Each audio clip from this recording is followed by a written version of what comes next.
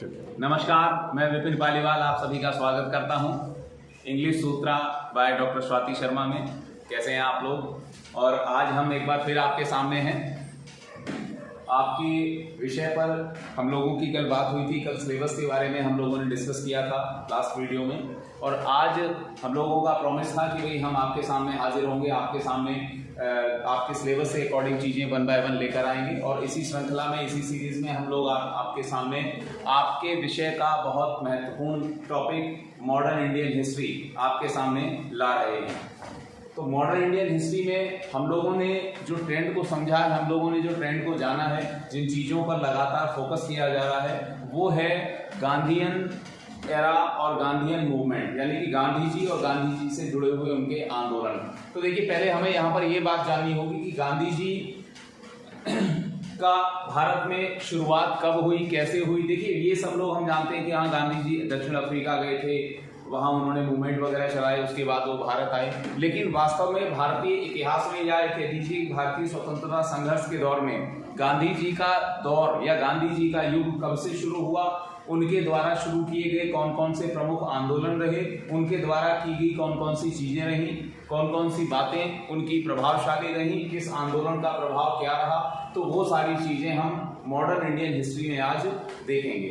ठीक, तो आप लोग हो जाइए तैयार, 1 बाय 1 हम इन चीजों को देखते हैं। तो पहले हम बात करते हैं गांधी जी के भारत आने की, कि गांधी जी भारत कब आए।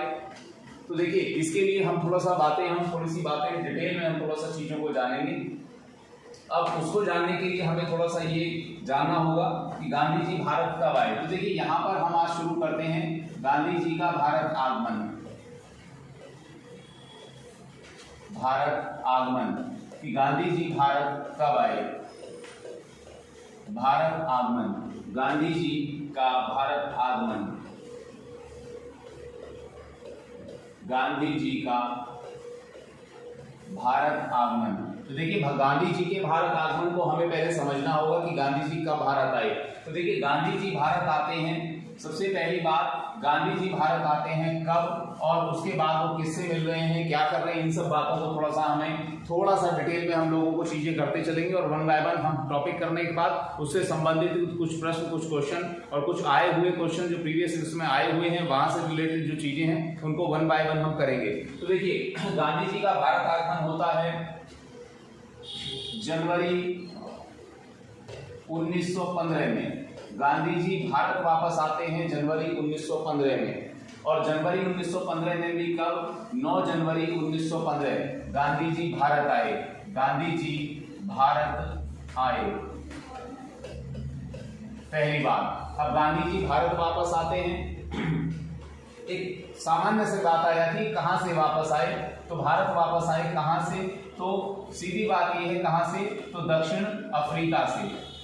दक्षिण अफ्रीका से। तो अब हमें थोड़ी सी ये बात जान लेनी होती है कि गांधी जी दक्षिण अफ्रीका कब गए थे। तो देखिए, गांधी जी दक्षिण अफ्रीका गए थे, गांधी जी दक्षिण अफ्रीका गए थे 1893 में। 1893 में गांधी जी दक्षिण अफ्रीका कब गए थे, तो गांधी जी दक्षिण अफ्रीका गए थे 1893 में। तो ये देखिए, ये 1 बाय 1 आप इन चीजों को नोट करते चलिएगा, आपके लिए बहुत बेनिफिशियल चीजें हैं ये। तो गांधी जी दक्षिण अफ्रीका गए थे 1893 में। और एक क्वेश्चन यहीं से पुटअप होता है कि गांधी जी को दक्षिण अफ्रीका कौन लेकर गया था, या किसके बुलावे पर गांधी जी दक्षिण अफ्रीका गए थे। तो किसके कहने पर या किसके बुलाने पर, तो गुजराती व्यापारी दादा अब्दुल्ला।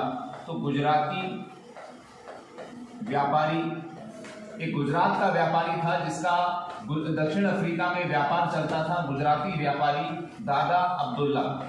दादा अब्दुल्ला, तो दादा अब्दुल्ला के बुलावे पर या दादा अब्दुल्ला के कहने पर ये दक्षिण अफ्रीका गए थे। तो गुजराती व्यापारी दादा अब्दुल्ला इन्हें दक्षिण अफ्रीका लेकर गया था। और उसके बाद ऐसा नहीं है कि गांधी जी बीच में वापस नहीं आए, बीच में 1-2 बार भारत वापस आए हैं, लेकिन गांधी जी फाइनली दक्षिण अफ्रीका से भारत वापस आ जाते हैं कब, 9 जनवरी 1915 को। और गांधी जी के भारत वापस आने की स्मृति में भारत सरकार प्रवासी भारतीय दिवस मनाती है 9 जनवरी को। प्रवासी भारतीय दिवस, याद रखिएगा, प्रवासी भारतीय दिवस किसके भारत वापस लौटने की खुशी में मनाती है, स्मृति में मनाती है भारत सरकार। तो प्रवासी भारतीय दिवस मनाया जाता है गांधी जी के दक्षिण अफ्रीका से भारत वापस आने की स्मृति में। देखिए गांधी जी भारत दक्षिण अफ्रीका से भारत वापस आते हैं जनवरी 1915 में। डेट क्या है? 9 जनवरी 1915 गांधी जी भारत वापस आए, दक्षिण अफ्रीका से आए। दक्षिण अफ्रीका कब गए थे? 1893 में दक्षिण अफ्रीका गए थे। 1893 में गांधी जी दक्षिण अफ्रीका गए। कौन लेकर गया? या किसके बुलावे पर या किसके निमंत्रण पर? देखिए एग्जामिनर किसी भी प्रकार का कोई शब्द, केवल शब्दों का खेल है। एग्जामिनर आपसे पूछ सकता है कि किसके बुलावे पर गांधी जी दक्षिण अफ्रीका गए, किसके निमंत्रण पर गए, या किसके कहने पर या किसकी सलाह पर, या कौन लेकर गया। तो याद रखिएगा दादा अब्दुल्ला। दादा अब्दुल्ला नाम का एक व्यापारी था जो गांधी जी को लेकर गया था। कहां पर? दक्षिण अफ्रीका में। अब गांधी जी 1915 में भारत वापस आ जाते हैं और भारत वापस आने के बाद गांधी जी यहाँ पर कंडीशन देखते हैं। भारत जिस समय गांधी जी वापस आए, जब गांधी जी भारत वापस आए तो उस दौरान भारत में इनका नेम और फेम, यानी कि भारत में गांधी जी की लोकप्रियता, भारत में गांधी जी की प्रसिद्धि हो चुकी थी और लोग गांधी जी को जानने और मानने लगे थे कि हाँ गांधी जी नाम के कोई व्यक्ति हैं, महात्मा गांधी नाम के कोई व्यक्ति हैं। अब देखिए महात्मा तो इनको टाइटल बाद में दिया गया, लेकिन जनरली हम लोग कह देते हैं महात्मा गांधी। तो गांधी जी के बारे में लोग जानने लगे। अब समस्या क्या थी कि भाई भारत की परिस्थितियों से, भारत की कंडीशन क्या है, इनसे अवगत किया जाए। तो गांधी जी भारत वापस आकर मिलते हैं किससे? गांधी जी भारत वापस आकर मिले गोपाल कृष्ण गोखले से। तो गोपाल कृष्ण गोखले ने गांधी जी को सलाह दी, गांधी जी को सजेस्ट किया कि दक्षिण अफ्रीका की परिस्थितियां और भारत की परिस्थितियां बिल्कुल अलग हैं, इसलिए आप फिलहाल भारत में शांत रहिएगा, आप फिलहाल भारत भ्रमण कीजिएगा। तो एक क्वेश्चन बनता है कि भारत वापस आकर गांधी जी को किसने जो है भारत में भ्रमण करने की सलाह दी? तो गांधी जी को भारत में भ्रमण करने की सलाह किसने दी? तो गांधी जी को भारत में घूमने की या भ्रमण करने की सलाह किसने दी? तो इस बात को सजेस्ट किया किसने? इस बात को सजेस्ट किया, इस बात की सिफारिश की तो गांधी जी भारत आगमन। ठीक, तो इस बात की सलाह, इनको इस बात का सजेशन दिया गोपाल कृष्ण गोखले ने। गोपाल कृष्ण गोखले। अब गोपाल कृष्ण गोखले को ही गांधी जी ने अपना राजनीतिक गुरु मानाया। राजनीतिक गांधी जी ने गांधी जी को इन्होंने गांधी जी को अपना राजनीतिक गुरु बनाया। गोपाल कृष्ण गोखले को गांधी जी ने अपना राजनीतिक गुरु बनाया। अब राजनीतिक गुरु कौन थे गांधी जी के? तो राजनीतिक गुरु थे गोपाल कृष्ण गोखले। अब गोपाल कृष्ण गोखले की कंडीशन क्या थी? इन्होंने गांधी जी को सलाह दी कि भाई आप पूरे भारत में घूमिए, भ्रमण कीजिए, लेकिन अपनी आंख और अपनी जबान बंद कीजिएगा। केवल आंख और अपने जो कान है वो खुले रखिए, अपनी जबान बंद रखिएगा। तो ये इस तरह की सजेशन दिया। यहाँ से क्वेश्चन पुट अप हुआ है कि भारत वापस आने पर गांधी जी को किसने अपनी जबान बंद रखने की और आंख और कान खुले रखने की सलाह दी थी? आंख और कान खुले रखने की सलाह इसलिए दी गई थी क्योंकि आप भारत में स्थितियों की जानकारी अभी आपको है नहीं। अभी आप भारत में स्थितियां और परिस्थितियों को भली भांति अवगत हो जाइए, भारत की परिस्थितियों को जानिए, उसके बाद आप चीजों को आगे कीजिए, क्योंकि दक्षिण अफ्रीका की परिस्थितियां और भारत की परिस्थितियों में अंतर है। तो इसके बाद इन्होंने चीजें शुरू की। यहाँ पर गोपाल कृष्ण गोखले को इन्होंने अपना राजनीतिक गुरु माना, अपना राजनीतिक गुरु बनाया। तो यहाँ पर एक चीज और जान लीजिए जरा कि गोपाल कृष्ण गोखले गांधी जी के राजनीतिक गुरु और गोपाल कृष्ण गोखले के गुरु कौन? तो देखिए गोपाल कृष्ण गोखले ने किसको अपना गुरु माना था? तो एक चीज थोड़ा सा जान लीजिए यहाँ पर। गोपाल कृष्ण गोखले के राजनीतिक गुरु, गोपाल कृष्ण गोखले के राजनीतिक गुरु कौन थे? तो गोपाल कृष्ण गोखले के राजनीतिक गुरु थे justice M.G. Rana day, Mahadev Govind Rana day. Mahadev Govind Rana De was the political teacher of Gopal Krishna Gokhale. Mahadev Govind Rana De. Mahadev Govind Rana De was a political teacher of Gopal Krishna Gokhale. तो देखिए गांधी जी के गुरु गोपाल कृष्ण गोखले और गोपाल कृष्ण गोखले के गुरु MG Ranade, Mahadev Govind Ranade. तो देखिए फटाफट यहाँ से क्वेश्चन बन जाता है कभी कभी। और एक चीज ध्यान रखिएगा, यहाँ से कभी कभी आपके मॉडर्न इंडियन हिस्ट्री में एक टॉपिक होता है, यहाँ से क्वेश्चन बनते हैं social religious reform movement, Bharat में सामाजिक धार्मिक सुधार आंदोलन। तो भारत में सामाजिक धार्मिक सुधार आंदोलन जो विषय है, जो टॉपिक है, उससे रिलेटेड भी क्वेश्चन यहाँ पर बनते हैं। और वहां पर एमजी रानाडे को उस विषय में, क्योंकि महादेव गोविंद रानाडे ने पश्चिमी भारत विशेषकर जो आज का जो महाराष्ट्र है, गुजरात है, उस क्षेत्र में काफी समाज सुधार के कार्य किए थे। तो इनको social reformer of western India, इनको पश्चिमी भारत का समाज सुधारक या सोशल रिफॉर्मर या आपका फादर ऑफ वेस्टर्न इंडिया या पश्चिमी भारत का पिता या जनक भी कहा जाता है, किसको? एमजी रानाडे को। खैर ये बात हमारी होती है।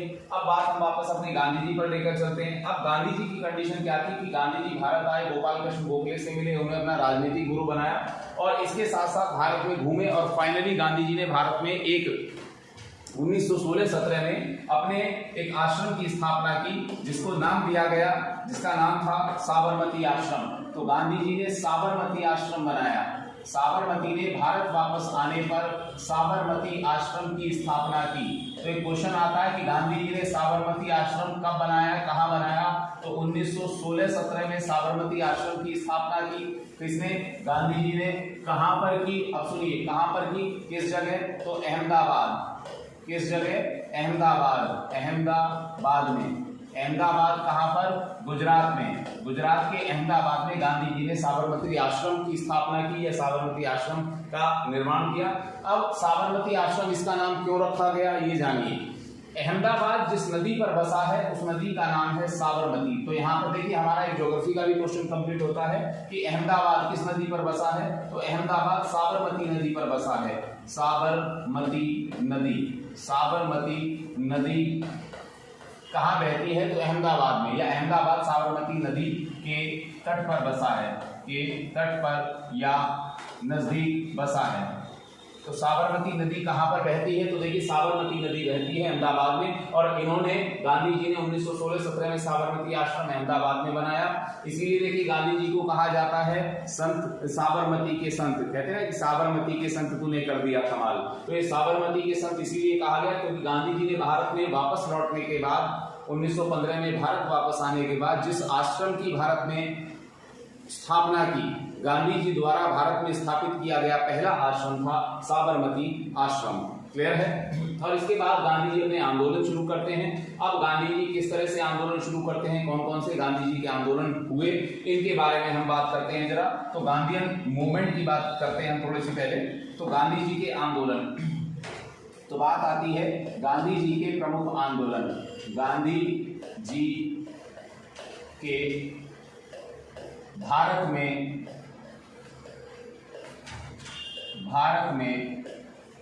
आंदोलन, गांधीयन मूवमेंट इन इंडिया या movement started by Gandhi ji in India. Gandhi ji के भारत में आंदोलन या भारत में गांधी जी के आंदोलन, एक ही बात है। तो देखिए गांधी जी ने भारत वापस आकर कौन कौन से आंदोलन चलाए थे, उन आंदोलन का नाम क्या था और उन आंदोलन का वर्ष क्या था।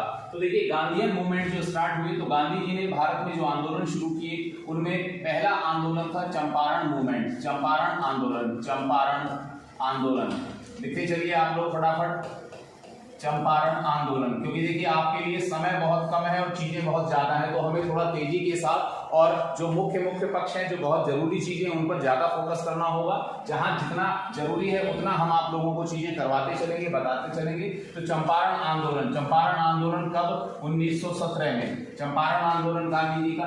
इसके बाद दूसरा आंदोलन भारत में गांधी जी ने शुरू किया, अहमदाबाद मील मजदूर आंदोलन या अहमदाबाद मील लेबर स्ट्राइक।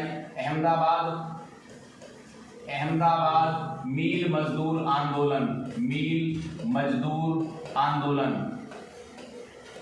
मील मजदूर आंदोलन, अहमदाबाद मील मजदूर आंदोलन।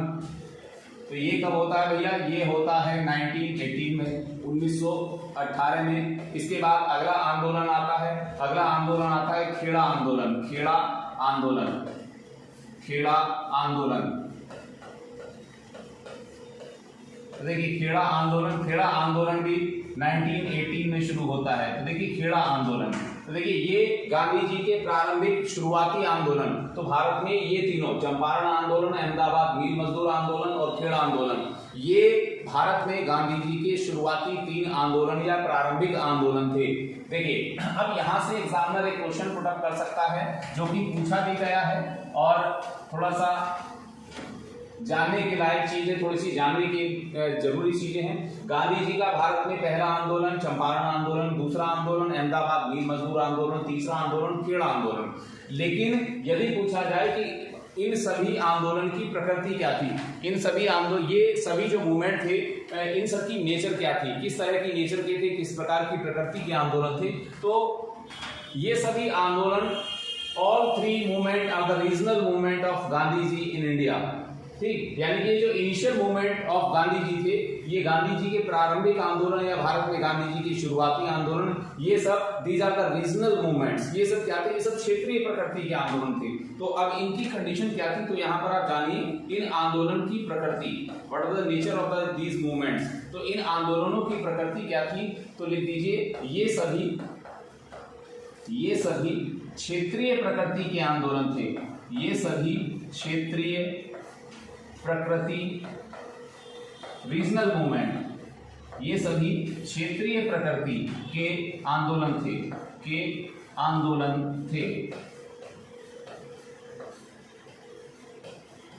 ये सभी क्षेत्रीय प्रकृति के आंदोलन थे। क्षेत्रीय प्रकृति क्या होती है, क्षेत्रीय प्रकृति regional nature. Regional nature means किसी पर्टिकुलर एक एरिया में, किसी पर्टिकुलर एक क्षेत्र विशेष में शुरू किए गए आंदोलन। यानी कि ये जो गांधीयन मूवमेंट थे, स्टार्टिंग के प्रारंभिक गांधी जी के जो आंदोलन थे भारत में, ये एक क्षेत्र विशेष में हुए आंदोलन थे। मान लीजिए पर्टिकुलर कोई शहर, मान लीजिए जैसे इलाहाबाद है, मान लीजिए इलाहाबाद में कोई आंदोलन हुआ और गांधी जी ने उसमें भाग लिया होता, तो वो क्या होता, वो होता इलाहाबाद आंदोलन। मान लीजिए दिल्ली आंदोलन, यानी दिल्ली में शुरू हुआ आंदोलन, तो क्या नाम होता, दिल्ली आंदोलन। यानी किसी एक क्षेत्र विशेष में, not in all over India, यानी कि पूरे अखिल भारतीय आंदोलन नहीं थे।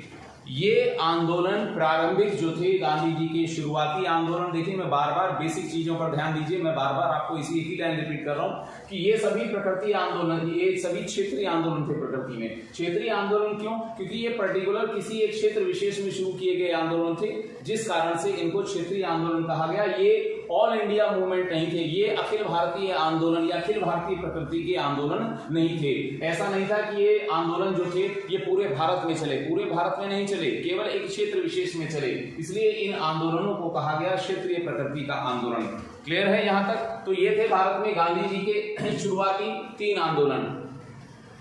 क्लियर है यहाँ तक? चलिए अब अगली बात करते हैं। अब गांधी जी के अगले कौन से आंदोलन आते हैं भारत में? तो गांधी जी का अगला आंदोलन भारत में आता है, गांधी जी का भारत में अगला जो आंदोलन आता है वो आता है असहयोग आंदोलन।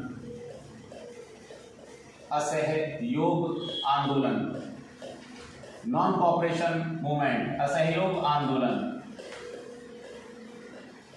असहयोग आंदोलन। तो असहयोग आंदोलन शुरू होता है 1920 में और 1922-23 तक ये चलता है। इसके बाद असहयोग आंदोलन के बाद आता है सविनय अवज्ञा आंदोलन, सिविल डिसोबिडियंस मूवमेंट, सविनय अवज्ञा आंदोलन, सविनय अवज्ञा आंदोलन,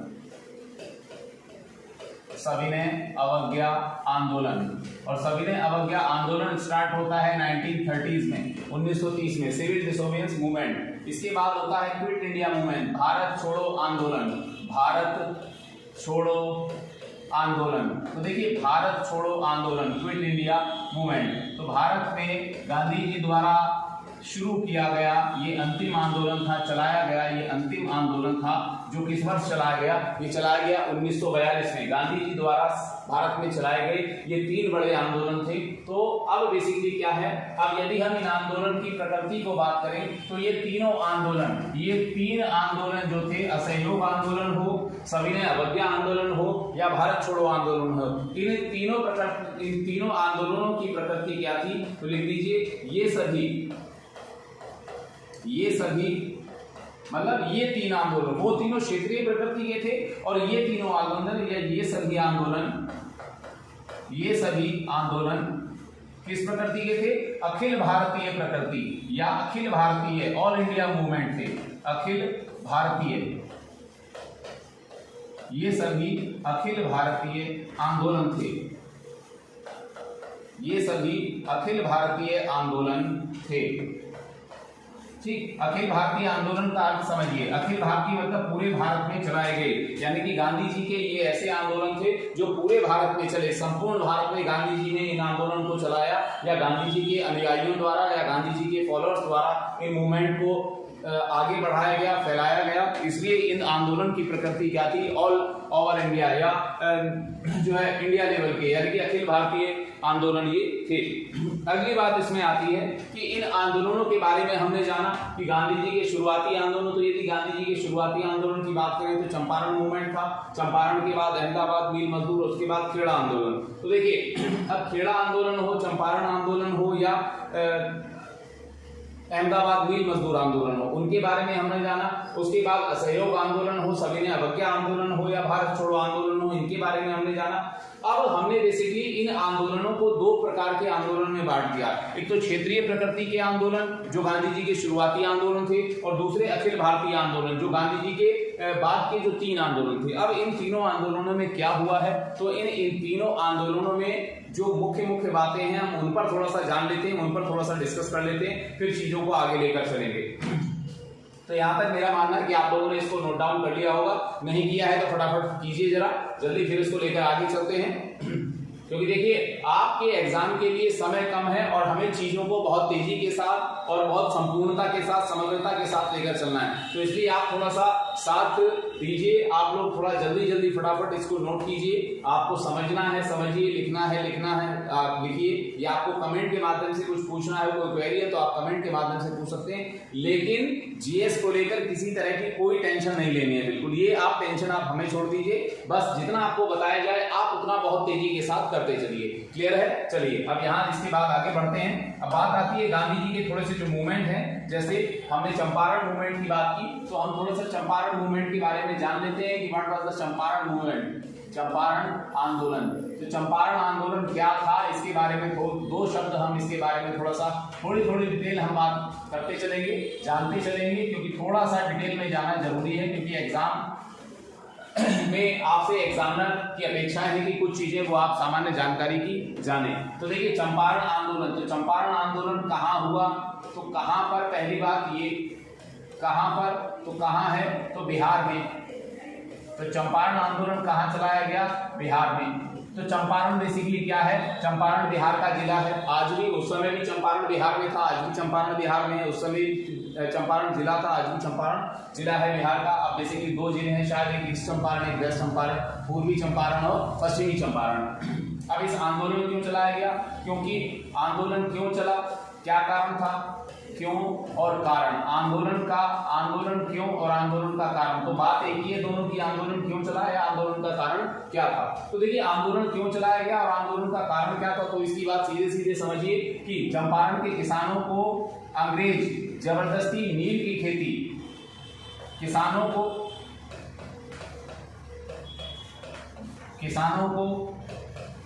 नील की खेती करना अनिवार्य था, नील की खेती करना अनिवार्य था। अब नील की खेती, चलिए ठीक है, अनिवार्य था, नील की खेती अंग्रेज इनसे करवा रहे थे, लेकिन दूसरी कंडीशन यहाँ पर क्या थी, दूसरी कंडीशन ये थी कि मान लीजिए किसान की लागत आ रही है, किसान की कॉस्ट आ रही है 5 रुपए, और अंग्रेज उसे मनमर्जी के रेट पर उसका नील खरीदते थे। अंग्रेजों ने किसी की लागत आ रही है, कॉस्ट आई नील की किसी किसान की 5 रुपए की, अंग्रेजों ने उसे 3 रुपए दे दिए, कहा कि चलिए आप 3 रुपए, तो 3 रुपए दे दिए और 2 रुपए तो उसके और लॉस हो गए। तो इस कंडीशन में किसानों का एक्सप्लॉयटेशन, किसानों के साथ डिस्क्रिमिनेशन, किसानों के साथ अत्याचार हो रहा था, किसानों का क्या किया जा रहा था, शोषण किया जा रहा था अपनी मनमर्जी के रेट पर। अब अंग्रेज क्या खरीदते थे, अपनी मनमर्जी के रेट पर अंग्रेज किसानों का नील खरीदते थे, और वहां पर ये कंपलसरी था कि चंपारण के किसान अपनी जमीन पर नील की खेती करेंगे।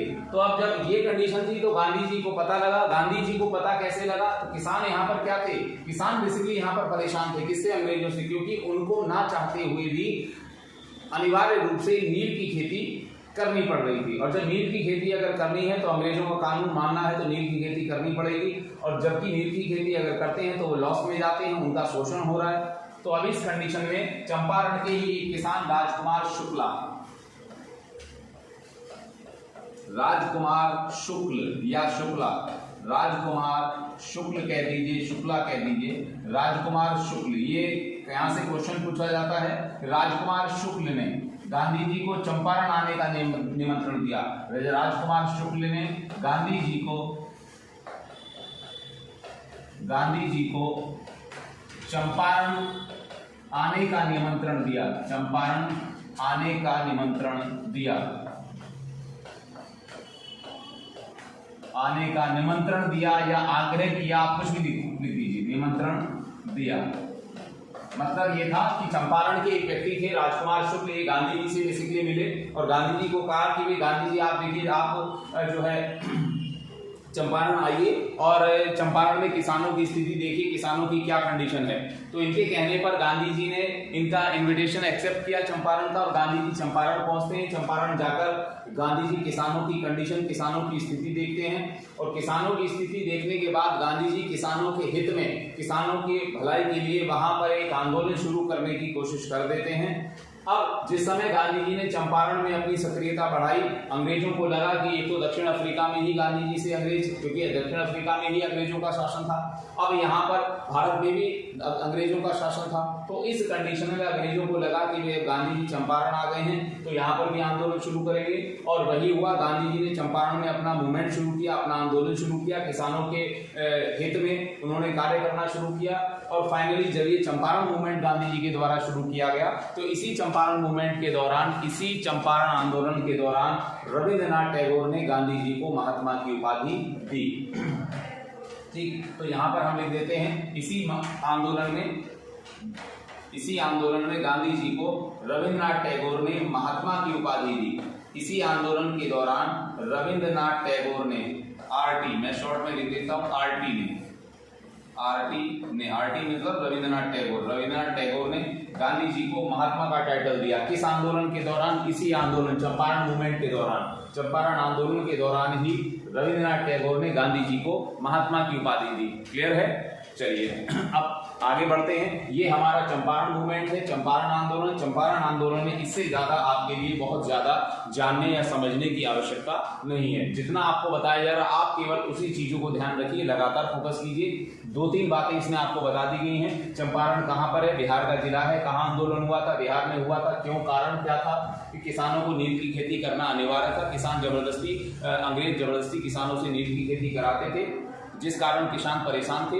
उसके बाद चंपारण के एक व्यक्ति थे राजकुमार शुक्ल, ये गांधी जी से मिले। इन्होंने गांधी जी को चंपारण आने का इनविटेशन दिया, निमंत्रण दिया, आग्रह किया, निवेदन किया। जो भी आपको एग्जामिनर जो भी शब्द दे, आप उस भाषा को, उस शब्द को समझिए।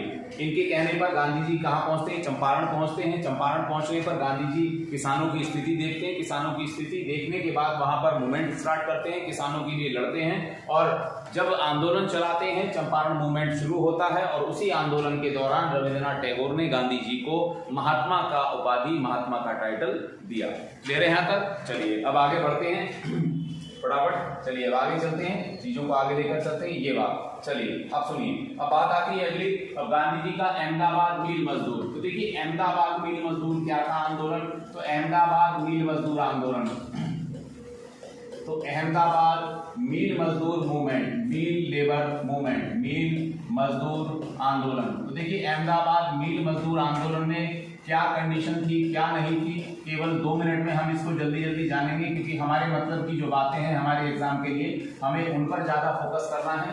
तो अहमदाबाद में मील मजदूर, अहमदाबाद में क्या थी? कपड़े की टेक्सटाइल मिल थी, और वहां के मजदूर क्या थे? तो यानी कि उन मजदूरों का आंदोलन था। तो बेसिकली क्या था कि अहमदाबाद में जो मिल थी, टेक्सटाइल मिल थी, उनके मजदूरों ने स्ट्राइक कर दी थी, हड़ताल कर दी थी। तो हड़ताल करने का कारण क्या था कि मजदूरों की 2 डिमांड थी। मजदूरों की डिमांड क्या थी कि एक तो हमारी सैलरी बढ़ाइए। ये बेसिकली आंदोलन किसका दिखाई दे रहा है? मजदूरों का। और मजदूरों की क्या थी? मजदूरों की मांग थी।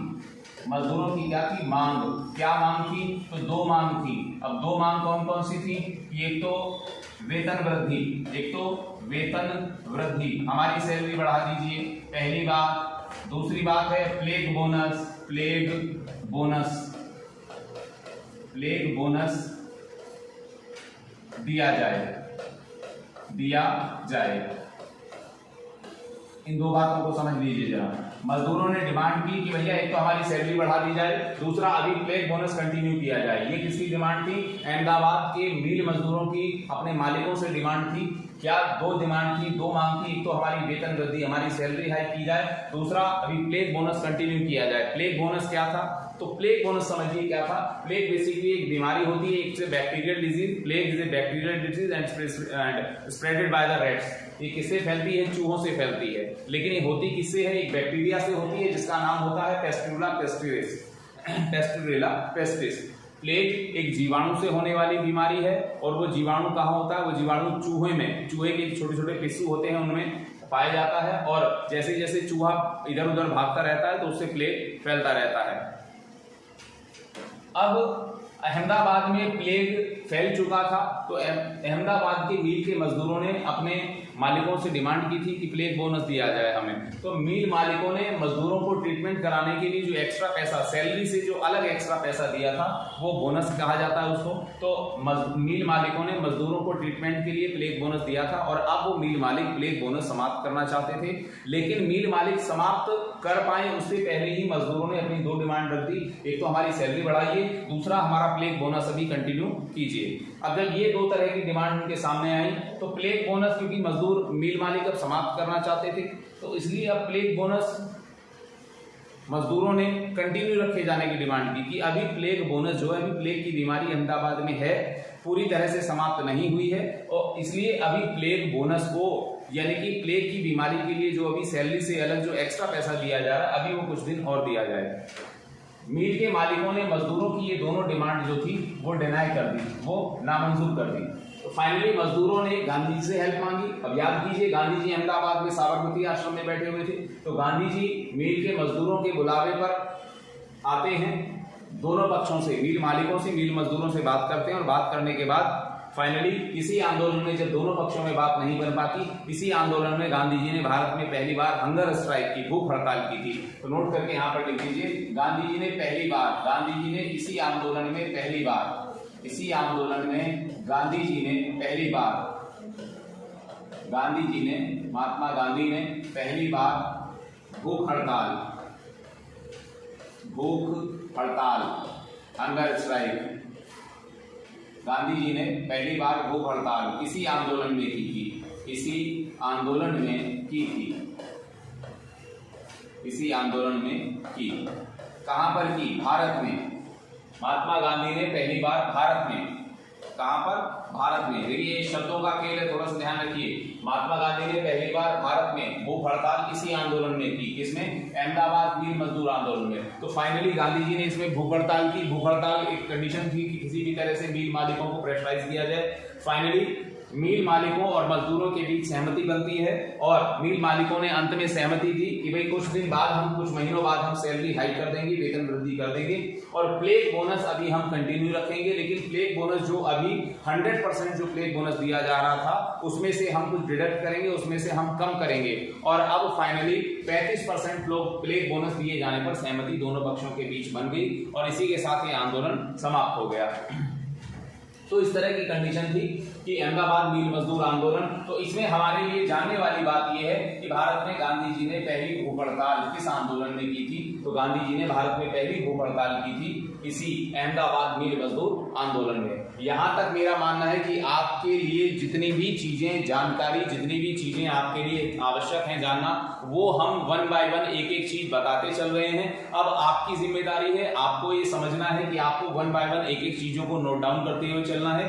बाकी सारी टेंशन, बाकी सारी चिंताएं, बाकी सारी क्वेरीज ये आप हम पर छोड़ दीजिए। क्लियर है? देखिए अब इसके बाद अगली कंडीशन हमारे लिए आती है, अगला गांधी जी का अगला आंदोलन, हम अगले आंदोलन की बात करते हैं। गांधी जी का अगला आंदोलन था भारत में खेड़ा मूवमेंट, खेड़ा आंदोलन, खेड़ा आंदोलन। तो देखिए खेड़ा आंदोलन क्या था, खेड़ा आंदोलन की कंडीशन क्या थी? तो देखिए खेड़ा आंदोलन क्या था, 2 मिनट के लिए इसको जान लेते हैं, बहुत ज्यादा इसके बारे में हमें डिटेल में नहीं जाना। खेड़ा बेसिकली गुजरात में था। तो तो गुजरात का एक जिला था खेड़ा। खेड़ा आंदोलन कहाँ चलाया गया? तो गुजरात में चलाया गया। अब खेड़ा आंदोलन जब गुजरात में चलाया गया है तो यह जाहिर सी बात है कोई ना कोई रीजन रहा होगा मूवमेंट चलाने का। तो खेड़ा बेसिकली एक किसान आंदोलन था। खेड़ा में किसानों की फसल, खेड़ा गुजरात का एक जिला था जहां पर किसानों की फसल जो है बहुत ज़्यादा बारिश वगैरह पड़ने के कारण, वर्षा होने के कारण किसानों की फसल नष्ट हो गई थी। और उसके बावजूद भी जो ब्रिटिश गवर्नमेंट थी वो किसानों से लगातार लगान वसूल रही थी। अब किसानों के पास लगान देने के लिए था नहीं, भाई फसल खराब हो चुकी है, बारिश बहुत पड़ गई, फसल नष्ट हो गई है, देने के लिए कुछ है नहीं, तो हम लगान कहाँ से दें? जब फसल ही नहीं हुई तो लगान किस बात का दें? तो जब इस तरह की कंडीशन बनी तो गांधी जी की हेल्प मांगी खेड़ा के किसानों ने, और फाइनली गांधी जी खेड़ा में पहुंचते हैं और खेड़ा में आंदोलन शुरू करते हैं। आंदोलन शुरू करने के बाद ब्रिटिश गवर्नमेंट ने खेड़ा के किसानों की, जो खेड़ा जिला था, खेड़ा जिले के किसानों की लगान या टैक्स उसको माफ कर दिया। क्लियर है? तो यहाँ ये हमारे गांधी जी की शुरुआती 3 आंदोलन थी, खेड़ा मूवमेंट, अहमदाबाद मील मजदूर और चंपारण आंदोलन। तो ये 3 आंदोलन आप लोग बहुत ध्यान से देखिएगा, बहुत चीजें करते चलिएगा। अब देखिए, अब इसके अलावा बात आती है कि भाई अब हम लोगों ने थोड़ा थोड़ा डिटेल में और थोड़ा इससे रिलेटेड कुछ क्वेश्चन डिजाइन किए हैं। कुछ क्वेश्चंस जैसे हम लोग अब कुछ चीजें बताएंगे आपको, टॉपिक हम करवाएंगे, उसके बाद हम लोगों का प्रयास है, बाकी आप लोग बताइएगा किस तरह से थोड़ा सा चीजें आपको करवाई जाए। हम लोगों का प्रयास है कि पर्टिकुलर एक टॉपिक खत्म करवाने के बाद उससे रिलेटेड कुछ क्वेश्चन आपको बताए जाए, कुछ क्वेश्चन आपको सॉल्व कराए जाए, हाथ की हाथ साथ साथ जो है वो चीजें चलती चलें। अब देखिए, अब हमारे लिए कंडीशन ये है कि हमने आपको ये डिस्कस किया। इसके बाद अभी गांधी जी के हमारे 3 आंदोलन बचे हुए हैं, उन 3 के बारे में भी हम लोग जान लेते हैं। तो पहला कौन सा? असहयोग आंदोलन। अगला असहयोग आंदोलन। तो देखिए, असहयोग आंदोलन की क्या कंडीशन थी? असहयोग आंदोलन यानी कि नॉन कॉपरेशन मूवमेंट। तो नॉन कॉपरेशन मूवमेंट कैसे चलाया गया, क्या चला, कब चला? तो इससे रिलेटेड बात, नॉन कॉपरेशन मूवमेंट 1920 1920। असहयोग आंदोलन, नॉन कॉपरेशन मूवमेंट। अब non cooperation movement Gandhi ji के प्रयासों से चलाया गया था, पहली बात ये। असहयोग का मतलब क्या है कि हम किसी भी तरह से आपसे सहयोग नहीं करेंगे। ए माने नहीं, और सहयोग मतलब हम सहयोग नहीं करेंगे, हम आपसे असहयोग करेंगे। आपसे मतलब किससे? हम अंग्रेजों से, ब्रिटिश गवर्नमेंट से। हम अंग्रेजों से किसी भी प्रकार का कोई कॉपरेशन नहीं करेंगे, यानी कि नॉन कॉपरेशन। हम आपकी, अगर हम आपकी जो है हम आपके एम्प्लॉई हैं, हम आपकी अगर यहाँ नौकरी करते हैं तो हम आपकी नौकरी नहीं करेंगे। हम आपकी कचहरी में, हम आपकी कोर्ट में यदि वकील हैं या जज हैं तो हम वहाँ पर आपका काम नहीं करेंगे। हम आपकी पुलिस में हैं, हम आपकी आर्मी में हैं, हम आपके स्कूल में हैं तो हम आपके यहाँ अगर स्टूडेंट हैं तो पढ़ेंगे नहीं, हम आपके एम्प्लॉई हैं तो काम नहीं करेंगे। तो इस तरह का एक पूरा एक स्ट्रक्चर डिजाइन किया गया कि जो भी व्यक्ति जिस भी तरह से असहयोग आंदोलन में भाग ले सकता है या अंग्रेजों से असहयोग कर सकता है, वो अंग्रेजों से असहयोग करे। तो इस तरह से ये असहयोग आंदोलन शुरू किया गया। लेकिन इस असहयोग आंदोलन में कंडीशन क्या थी कि असहयोग आंदोलन में जो बड़ी घटना हुई, जो इस गांधी जी ने, जिस घटना ने गांधी जी को इस आंदोलन की शुरुआत में ही स्तब्ध कर दिया या एक तरह से कह लीजिए कि हिला दिया, वो था कि इसी आंदोलन के शुरुआती दिन या प्रारंभिक दिन तिलक की मृत्यु हुई। देखिए, इसी आंदोलन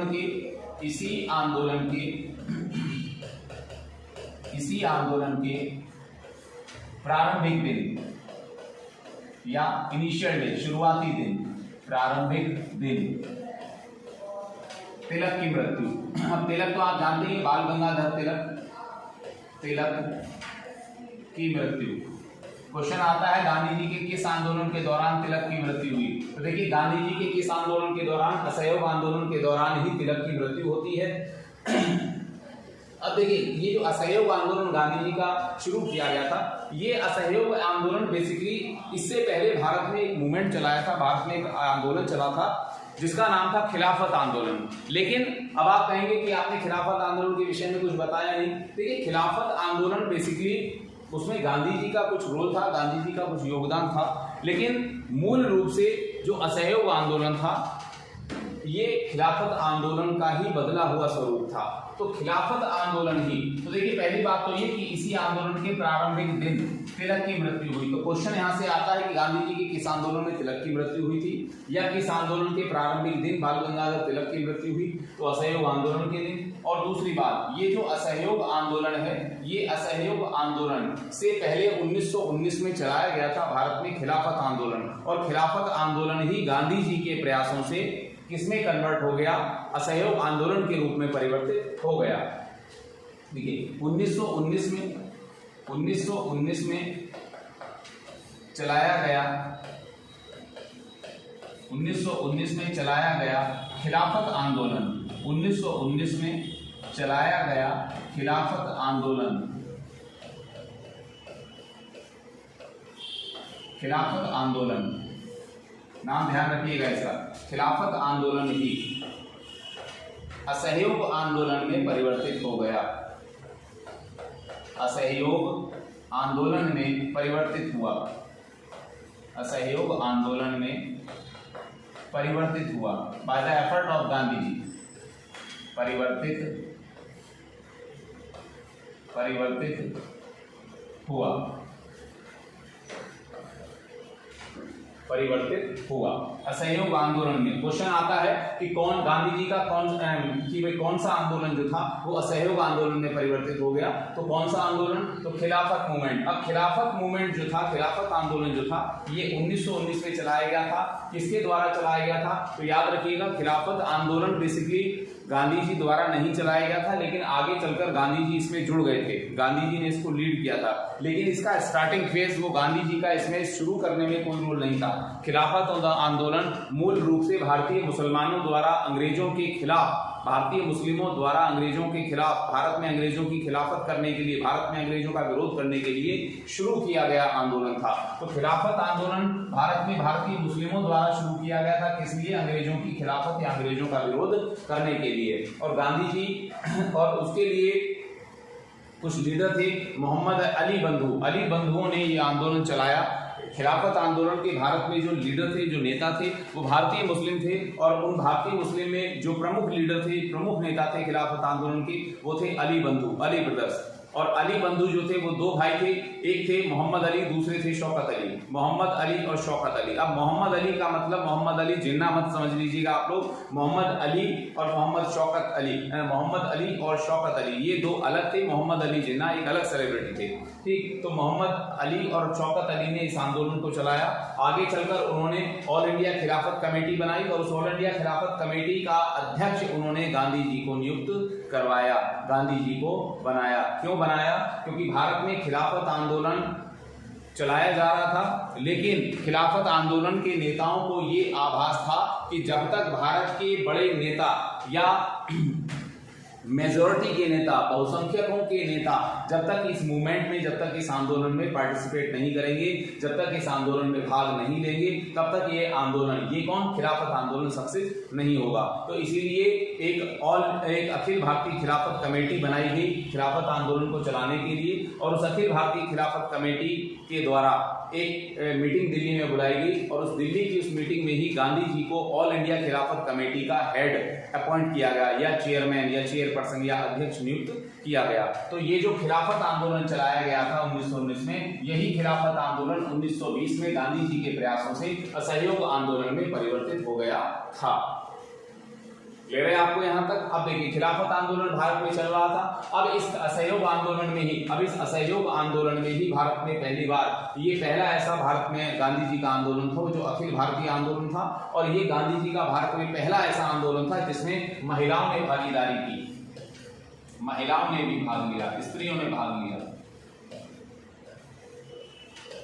गांधी जी का भारत में पहला आंदोलन जिसमें महिलाओं ने भाग लिया, तो कौन सा आंदोलन था भैया? तो ये था असहयोग आंदोलन, महिलाओं ने भाग लिया। तो ये चीज ध्यान रखिएगा आप लोग। तो वन बाय वन यहां से क्वेश्चन पुट अप होते हैं कि क्या, किस तरह का कॉन्सेप्ट जो पूछा जा रहा है या किस तरह का ट्रेंड है, तो इन चीजों को समझिए। क्लियर? अब देखिए, गांधीयन मूवमेंट जितने भी थे गांधी जी के जितने भी आंदोलन होते थे उन सबकी एक कंडीशन होती थी। गांधी जी अपने आंदोलन की एक कंडीशन रखते थे कि गांधी जी के आंदोलन नॉन वायलेंस मूवमेंट होंगे।